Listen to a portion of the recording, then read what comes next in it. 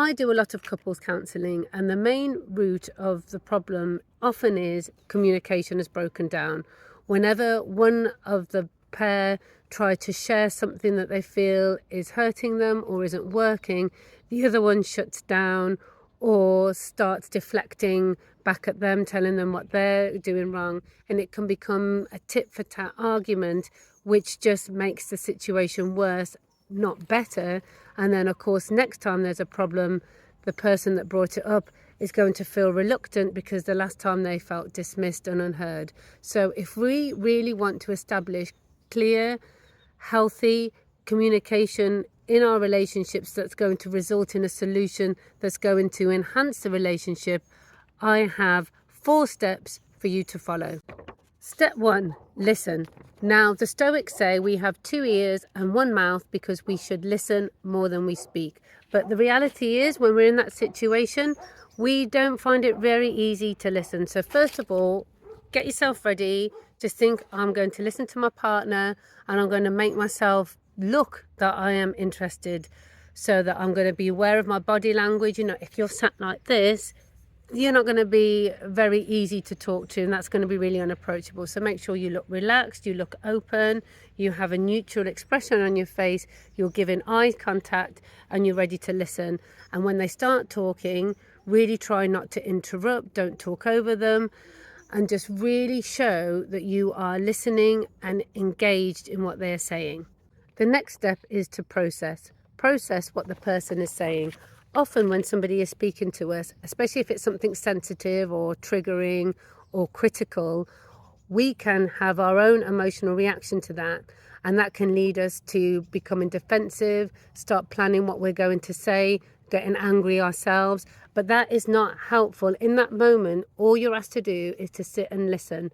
So what you can do in that moment is do some breathing exercises. Just focus on your breath to make sure you stay in the moment, and just be really trying to focus on how they feel. What has brought them to that conclusion? What of your behavior, your thoughts or your feelings has made them feel that way? And that's what you're trying to do. Really just process what they're saying and try and make some sense of it. That is all you need to do in that moment. The next step is empathy. Really try to empathize with how they're feeling. How must it feel to be in that situation? How must it feel right now for them to be sharing this with you? And what's really underneath what they're saying? For example, if they're complaining about a behavior that you've expressed or shown them, then there's going to be an insecurity or a fear, something deeper underneath that that's making them feel that way. Because you might be thinking, that's so petty, but what's underneath? What message is that behavior giving them?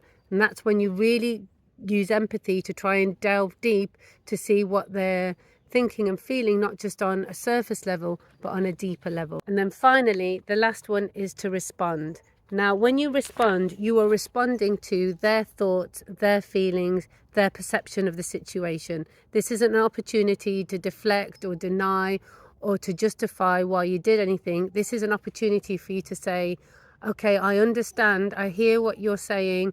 I'm sorry that you feel that way. That wasn't my intention. Tell me what I can do to make this better. I don't want you to feel like this. You know, when I did this, my intention was blah, blah, blah. Then you can go into what your actual intention was, because then that's reassuring. And then you can say, what do you need from me right now? I often say to my couples, turn complaints into requests. So, okay, you've brought this to my attention. What can I do to make sure that you don't feel like this anymore? Because I love you and I only want you to ever feel happy by what I do. So let's work together so that you don't feel like this anymore. So how do we apply these 4 steps in a real life situation? So imagine a scenario. I'm just going to make something up for the sake of this. Imagine I'm a mom and I have a daughter and I'm organising after school activities, and the father says, actually, I think she's busy enough and I think you're organising too many activities. I think actually we need to reduce. So I could react and I could get defensive, and then I could take it personally and then think, what, are you trying to say that I'm a bad mum? I just want the best for her.